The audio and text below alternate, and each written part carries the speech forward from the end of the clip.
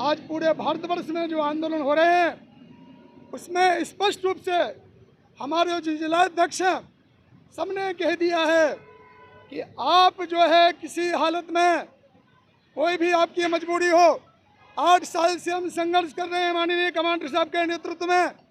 हमारा काम हर हालत में आचार संहिता लगने के पहले होना चाहिए।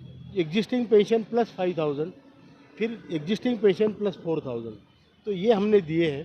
केवल समस्या नहीं बताई बट सॉल्यूशन भी दिए हैं, और हमें आशा है कि सभी लोग सहानुभूति रखते हैं तो कुछ ना कुछ अच्छा होगा। हमने टारगेट फिक्स किया हुआ है। टारगेट ये है कि आचार संहिता लगने के पहले हमारा काम किसी हालत में होना ही चाहिए, और इसी दिशा में, उसी डायरेक्शन में माननीय कमांडर साहब बढ़ रहे हैं। वो प्रपोजल जो आपने किया था पिछले बारी भी 7,500 नहीं तो 5,000 फिलहाल दे दे, उसके बाद में तो क्या उसके ऊपर भी कुछ बात बन रही है? देखिए, हमने प्रपोजल दिए हैं कि जो एग्जिस्टिंग पेंशन हमारी है उसमें एक प्रपोजल है कि पहले तो आप 7,500 महंगाई करा दीजिए, उसमें कितना पैसा लगता है वो भी हमने लिखा है। कितने साल तक आपका प्रॉफिट में थोड़ी घट होगी, कमी होगी, उसके बाद में प्रॉफिट बढ़ेगा कैसे, ये सब हमने लिख के दिया है। उसके बाद दूसरा हमारा प्रपोजल था कि जो एग्जिस्टिंग है उसमें 6,000 बढ़ाइए, फिर उसमें आपका कितना फ़ायदे में कितनी कमी होगी और फिर फ़ायदा कैसे बढ़ेगा, कितने साल के बाद बढ़ेगा, ये भी लिख के हमने दिया है। तीसरा हमारा एग्जिस्टिंग पेंशन प्लस 5,000, फिर एग्जिस्टिंग पेंशन प्लस 4,000, तो ये हमने दिए हैं। और इसमें हमने ये कैलकुलेशन करके दिया है कि अगर ये करते हैं तो हमारे आपके फंड में कितना डिप शुरुआत में आएगा और बाद में वो कैसे बढ़ेगा, तो इसमें सारे इलाज हमने बताए हैं। और अगर आप फंड बढ़ाना चाहते हैं तो उसका भी हमने बताया, इलाज नंबर 1 क्या है, इलाज नंबर 2 क्या है, तो ये सारा हमने सॉल्यूशन दिए हैं। केवल समस्या नहीं बताई बट सॉल्यूशन भी दिए हैं, और हमें आशा है कि सभी लोग सहानुभूति रखते हैं तो कुछ ना कुछ अच्छा होगा। माननीय कमांडर साहब की ओर से उनसे निर्देश पर एक बात आपसे मैं कहना चाहूँगा, शेयर करना चाहूँगा कि जिस प्रकार से एक पानी का जहाज़ रहता है, उसका कैप्टन जो है क्या करता है, एक डेस्टिनेशन जो है कि कहाँ हमें जाना है वो फिक्स कर देता है, और उसी दिशा की ओर जो है जहाज़ बढ़ता हुआ चला जाता है, उसी दिशा की ओर जहाज़ बढ़ता हुआ चला जाता है। तो माननीय कमांडर साहब ने टारगेट फिक्स किया हुआ है।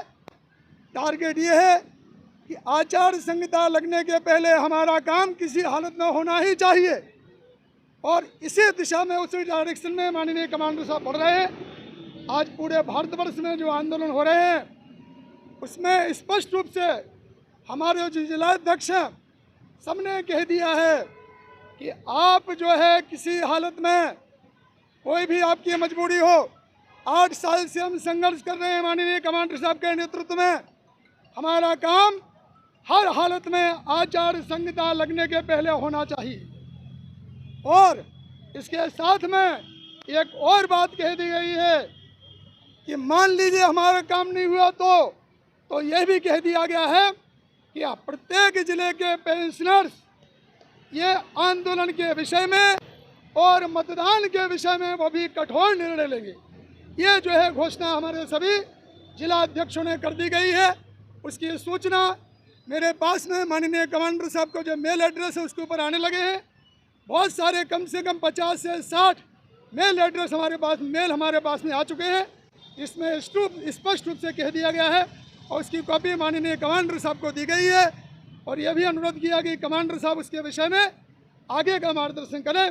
और आज जो हमें चित्र दिखाई दे रहा है वो निश्चित रूप से हम जीतेंगे और ज़रूर जीतेंगे। आप सब मीडिया के भाइयों को बहुत बहुत धन्यवाद। कमांडर साहब के प्रति हम कृतज्ञता व्यक्त करते हैं।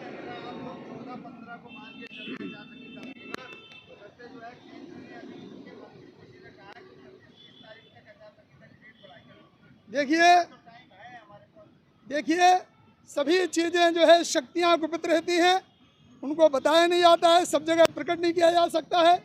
इसीलिए कुछ चीज़ें जो है माननीय कमांडर साहब ने अधिकार भी और कुछ बातें भी अपने पास में सुरक्षित रखी हैं।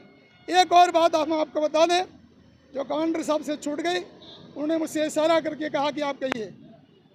1 या 2 दिन के अंदर अगर हमें कोई शुभ संदेश नहीं मिलता है तो 14 तारीख को जंतर मंतर के ऊपर फिर से हमारा 1 दिन का विशाल धरना प्रदर्शन होगा।